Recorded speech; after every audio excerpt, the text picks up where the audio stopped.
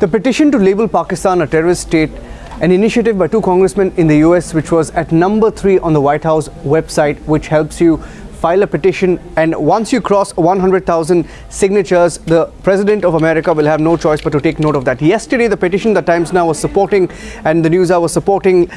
Now, the petition was titled, "We the People Ask the Administration to Declare Pakistan State Sponsor of Terrorism."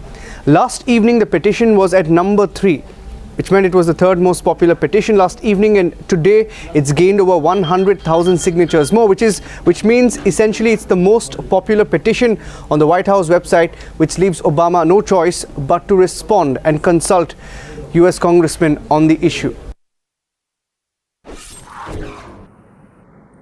While pressure mounts on the White House to react to that online petition, two US lawmakers have moved bill in the Congress to designate Pakistan as a state sponsor of terrorism. Times Now spoke to Congressman Ted Poe from Texas and Congressman Dana Rohrabacher of California, who moved the bill. Now, with this pressure mounting on the Obama administration from two quarters to declare Pakistan as a terrorist state. H.R. 6069 is a bill that is sort of co-authored by myself and Judge Poe, who's another member of Congress.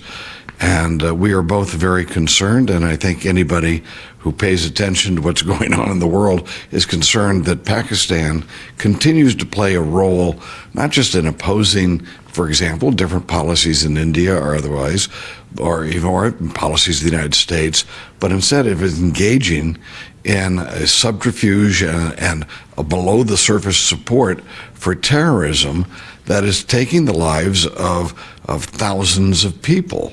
And we need to document that. We need to have explanations for it. We need it to stop. And in order to stop this support for terrorism, whether it's Indians or other people who are suffering because of this, or Afghans who are suffering because of this, we need to start a dialogue. And this bill starts the process of verifying what role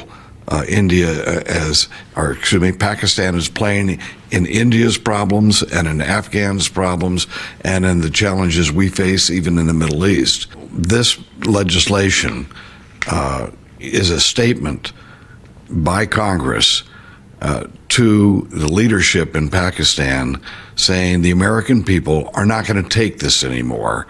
We are not going to permit the ISI or anybody else in Pakistan to be supporting terrorists that are murdering people in Afghanistan in order to create some sort of radical Islamic state there, which is what's been happening, or that they were not going to see that Pakistan continues to provide support for terrorist raids into India. We don't think that just because we desire a relationship with Pakistan that we can just accept what appears to be, and all indicators are, is they continue to support terrorist networks like the Haqqani network, like the Taliban and others. And maybe that they say that they're fighting terrorism and they're fighting these folks, but they don't really do it. We see that there seems to be a safe haven in North Waziristan and the federally administered tribal areas.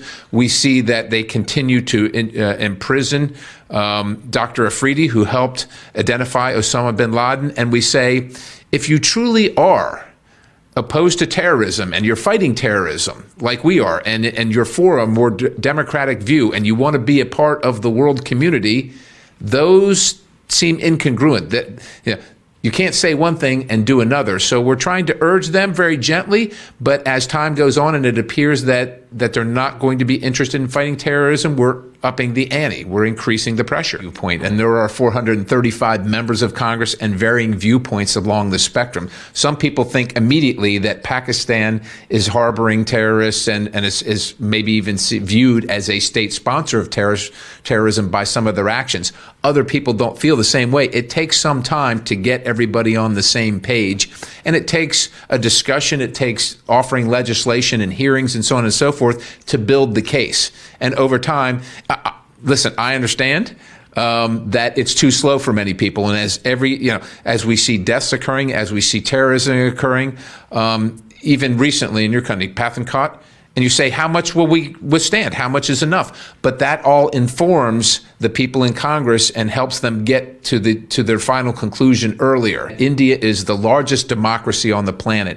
And as of one of the great democracies on the planet in the United States, we should be working with India more closely and isolating those who agree with terrorism and espouse terrorism and fund terrorism as much as possible.